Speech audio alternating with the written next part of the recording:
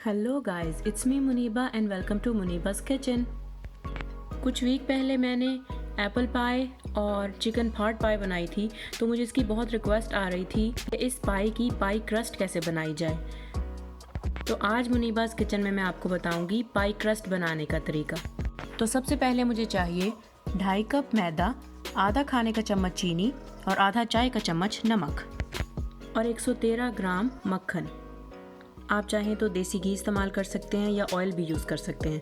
तो सबसे पहले इस मक्खन को मैंने बारीक क्यूब्स में काट लिया। जितनी ज़्यादा बारीक हो उतनी ज़्यादा अच्छा लगेगा, बहुत ही छोटे टुकड़ों में। और इसको काट के सबसे पहले मैं इसे फ्रिज में दोबारा फ्रीज़ कर दूँगी।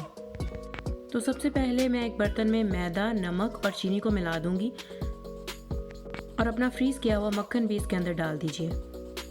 ये क्यूब्स की शक्ल में फ्रीज़ किया हुआ मक्खन है, तो ये फ़ौरन से इसमें मिक्स नहीं हो जाएगा। आप अपने हाथों पे ग्लव्स लगाकर या किसी भी तरह इस बटर को इस मिक्सचर में गूंद लीजिए। हाथ से करेंगे तो इसमें कुछ टाइम लगेगा, लेकिन मैं इसको ग्राइंडर में कर रही हूँ, इससे 2 से 3 मिनट लगेंगे। और अगर आपको चाहिए तो बिल्कुल ठंडा आइस्ड वाटर इसमें यूज़ कर सकते हैं। 2-3 टेबलस्पून से ज़्यादा नहीं इस्तेमाल कीजिएगा। ये देखिए, मैंने अपने मिक्सचर को ग्राइंड कर लिया है और मैं पानी भी एट अ टाइम 2 से 3 टेबलस्पून यूज़ कर रही हूँ। अगर मैं ये मिक्सचर बेकिंग मैट पे डालकर गूंदूंगी तो ज़रा ज़्यादा आसानी हो जाएगी मुझे। ये बहुत सख्त है, आपको हाथों से करना पड़ेगा और उसमें ज़रा देर लगेगी, लेकिन आपने आसानी से इसको एक फॉर्म में ढालना है, एक सांचे में ढालना है, ताकि ये एक दूसरे के साथ ग्रिप पकड़ ले। और जहाँ आपको पानी डालने की ज़रूरत हो 2-3 टेबलस्पून आप डाल सकते हैं, और लेकिन एक साथ अगर काफ़ी ज़्यादा पानी डाल देंगे तो इसकी फॉर्म ख़राब हो जाएगी। ये तकरीबन एक सांचे में ढल चुका है। अब एक छुरी की मदद से मैं इस पाई डो को, पाई क्रस्ट को 2 हिस्सों में तकसीम कर लूँगी। अब प्लास्टिक का एक रैप लेकर इस पाई डो को उसमें बराबर रख लीजिए, एक गोल दायरा बनाकर, और इसे 1 घंटे के लिए फ्रिज में रख दीजिए। आप इसे ओवरनाइट भी फ्रिज में रख सकते हैं, लेकिन मैं इसे 1 घंटे के लिए रख रही हूँ, ताकि जब मैं इसे बेकिंग प्लेट में डेकोरेट करूँ तो ये पाई डो टूटे नहीं।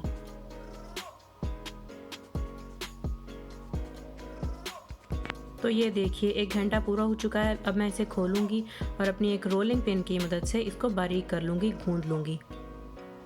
इसे गूंदने से पहले आप अपनी बेकिंग शीट पर कुछ आटा ऊपर और नीचे लगा दीजिए, ताकि ये डो उसके साथ चिपके नहीं।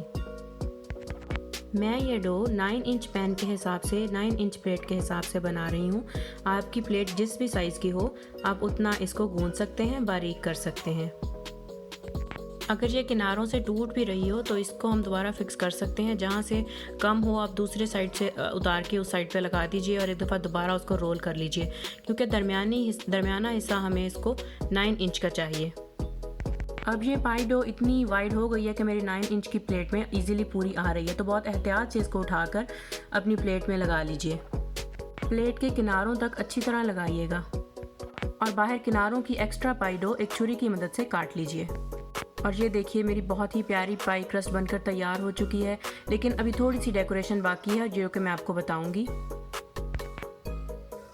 तो अपने एक हाथ की 2 फिंगर्स और एक हाथ की 1 फिंगर को कुछ इस तरह से पाई डो के किनारों पर लगाइए कि ये एक प्यारा सा डिज़ाइन बन जाए, बहुत ही कर्ली और बहुत ही वेवी सा।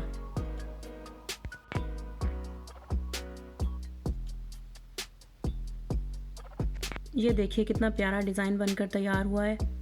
घर पर ज़रूर ट्राई कीजिएगा और मुझे कमेंट्स में बताइएगा कि कैसी लगी आपको ये रेसिपी। अब ये पाई डो आपको बाहर से मंगवाने की बिल्कुल ज़रूरत नहीं है, जबकि आप घर पे बहुत ही प्यारी सी बना सकते हैं।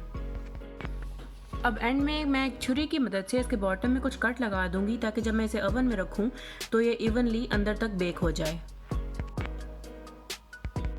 आप इस क्रस्ट से बहुत ही प्यारी एप्पल पाई एंजॉय कर सकते हैं, और एप्पल पाई की रेसिपी मैं नीचे डिस्क्रिप्शन बॉक्स में शेयर कर रही हूँ।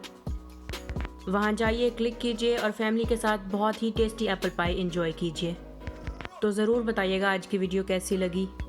वीडियो अच्छी लगे लाइक कीजिएगा, चैनल को सब्सक्राइब कीजिएगा और कमेंट्स में ज़रूर बताइएगा कि नेक्स्ट रेसिपी किस चीज़ की हो। मिलती हूँ आपसे नेक्स्ट वीडियो में। Bye bye.